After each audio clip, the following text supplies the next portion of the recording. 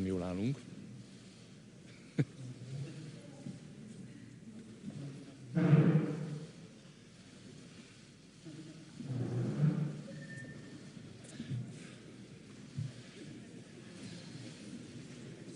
Good afternoon, ladies and gentlemen. Welcome to you all. It's a special honor to welcome Mr. Benjamin Netanyahu, Prime Minister of Israel, to this press conference on the occasion of his official visit to Hungary. I would also like to welcome Mr. Viktor Orban, Prime Minister of Hungary, members of the Israeli and Hungarian delegations, and all of our guests. First, I invite Mr. Viktor Orban, Prime Minister of Hungary, to make a statement. Good afternoon, distinguished ladies and gentlemen. Dear Mr. Prime Minister, may I extend my most cordial welcome to you here in front of the public after 8 years. Last time in Budapest we met 8 years ago, and I visited your country in 2021 for the last time so far. And the world has changed immensely since then. Entire global security is facing serious threats, and one of the most serious examples of that is what your country, Israel, suffered 18 months ago, 1.5 years ago. A cruel and serious attack stomping sovereignty of Israel, which had a huge impact on the entire world, therefore Hungary as well. Hungary made it clear from the first moment that we will stand up in favor of Israel's sovereignty, its right to self-defense, and the rights of its citizens, and we have represented this position everywhere since then in world politics.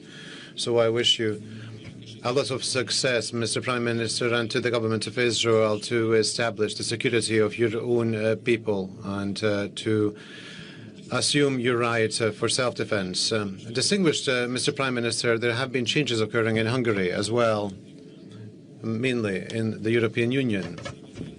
Hungary in the past years has been an island of freedom in Europe, and we have been banner bearers of the Judeo-Christian civilization. I'm telling the press now that the Hungarian Jewish community, counting its headcount, is the third largest Jewish community in Europe. And I think it is safe to say that they are now the most secure and safe in Europe. What we have discussed today and shall continue to discuss is the phenomenon that surprised us, that surprised all of us in the past decade, namely that in Western Europe, anti-Semitism has reached a level never before seen. As you know full well, no Hamas flags have been waved in Hungary so far, and they shall not do so in the future. There is zero tolerance in Hungary, in our homeland, against anti-Semitism, and we shall do everything in our power to assure that we shall protect all of our citizens, and we pay special attention to the groups that are in highlighted dangers, and the Jewish community is endangered everywhere in the world. And therefore, I would like to assure you, as I did during the course of our negotiations, that Hungary provides no tolerance towards anti-Semitism. There is zero tolerance, in fact, against anti-Semitism. And once again, I would like to reiterate that we are not happy that we have to say this today, but the situation is that in the whole of Europe, amongst all the Jewish communities in Europe, the one in Hungary can feel the most secure. The Prime Minister and I also discussed the following. Anti-Semitism is imported to Western Europe. Illegal migration necessarily contributes to the increase of anti-Semitism. The Brussels elite does not want to and cannot stop that. Illegal migration they do not wish to stop but manage. However, Hungary will not accept any type of migration, and we will not allow any European migration agreement to be approved here in Hungary, because this would endanger the security of all citizens here in Hungary, and it is also an issue of sovereignty in our case. There is also common interest between the two countries, ladies and gentlemen. We are interested not only due to our values, but due to our national interest in the fact that Israel be a secure and safe country and that it remains a stable country. A stable Israel is the key to the stability in the Middle East, and Mr. Prime Minister can always count on us in that matter. I must also mention bilateral relations, since we touched upon them. Israel is a significant investor in Hungary.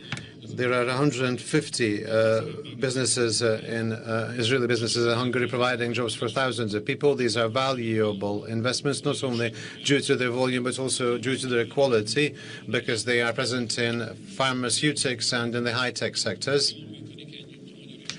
The Hungarian and Israeli business community cooperates very well together, and we have high hopes of this cooperation to continue. Our cooperation actually encompasses one of the most important and sensitive issues, and that is military security cooperation. We have purchased multiple technologies from Israel and incorporated it into the Hungarian military, and we shall continue that cooperation in the future. Hungarian exports to Israel, something that is important to us. We are very happy that there are no obstacles from Israel to the Hungarian exports to the country. Thank you very much for that. And finally, I have to touch upon one of the most current issues. This is the changes in the system of the International Criminal Court. And the international courts, and primarily the International Criminal Court. I am actually an expert when it comes to this matter, distinguished Mr. Prime Minister. It's a short story because it's a Hungarian story, but it was important to us. I was the Prime Minister, actually, who signed our accession document to the International Criminal Court in 2000. And I signed just recently the document stating our withdrawal from the ICC, because Hungary and the Hungarian government decided that we shall withdraw from the International Criminal Court. The reason being that we are convinced that this has become a political court. In the past years, this is not a court of the rule of law, it's a political court. It is not unbiased, and this was clearly shown, most clearly shown by the decisions related to Israel. And I do believe that an international court motivated by political intentions cannot have Hungary participating in any country that deems democracy as important. And I do believe that this otherwise very important court was diminished into a political forum, and we do not wish to have any parts in it in the upcoming period. The Minister of Foreign Affairs and Trade will submit the concerning bill into or before Parliament, and we shall withdraw from the Statutes of Rome. Mr. Prime Minister, I would like to reiterate our best wishes. We cordially welcome you, not only on behalf of the government of Hungary, but the people of Hungary. Thank you for coming and visiting us. We thank you for the friendship that the State of Israel has displayed towards Hungary in recent years. We would like to thank you for the cooperation in the international arena, and we'd like to thank you for the support that you provide for the Jewish community living here in Hungary. And we are proud of the fact that the Jewish community in Hungary, which has a very difficult historical past, today can not only feel at home in Hungary, but it can also regard itself as a valuable community, just as we regard it as a very valuable community. Therefore, your visit is not only a visit which is politically important, as displayed by the interest from the press, but a very important personal, spiritual, if you like, civilizational visit. And I'd like to confirm that Israel can count on Hungary in the future as the impenetrable European bastion of the Judeo-Christian culture. Thank you very much for your kind attention. I now invite Mr. Benjamin Netanyahu, Prime Minister of Israel, to make his statement. Thank you, Prime Minister. Thank you, Viktor. This is a very moving day for me. remembered on the flight here that I came here in 1991 as a Deputy Foreign Minister of Israel to reestablish the relations between Hungary and Israel. I didn't know very much about Hungary at the time. I knew Puskás, Guláš, Zsa Gabor, and some knowledge of Hungarian history, your struggles. You had exited the ravages of World War II, only to be under a new type of occupation. And it took you many decades to liberate yourself and establish Hungary as an independent country. So that offered some similarity to our travails, which were on a different scale.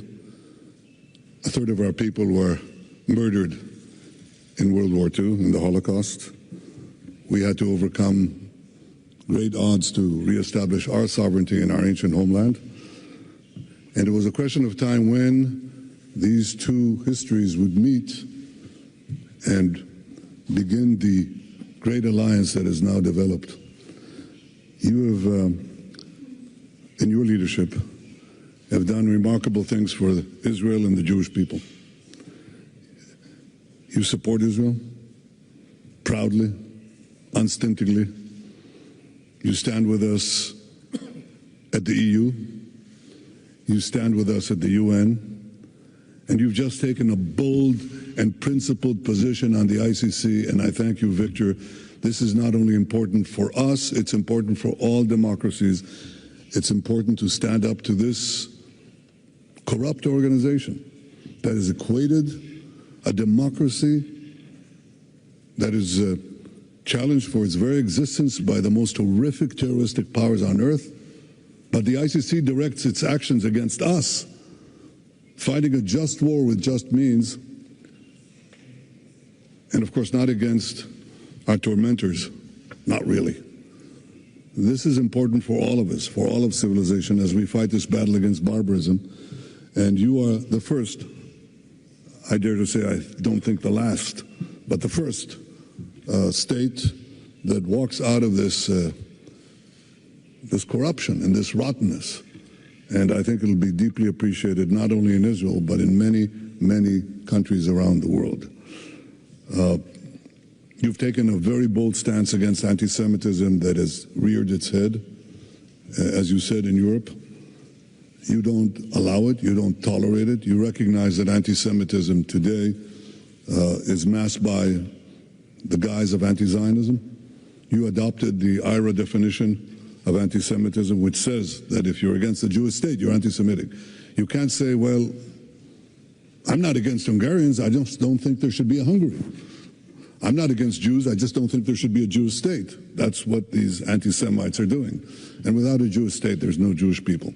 So your position on anti-Semitism, both inside Hungary and outside Hungary, is one that others should adopt as well.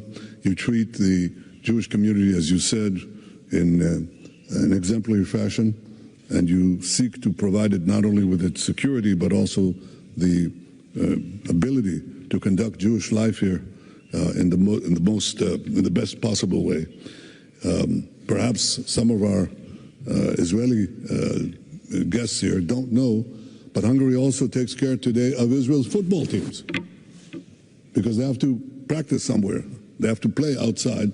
Hungary enables them to play here, and so other sports as well. And this is all a sign of a deep friendship, a deep alliance that has evolved. I can say that it's turning, as you say, into also an alliance in practical matters. Tourism, many Israelis are coming here.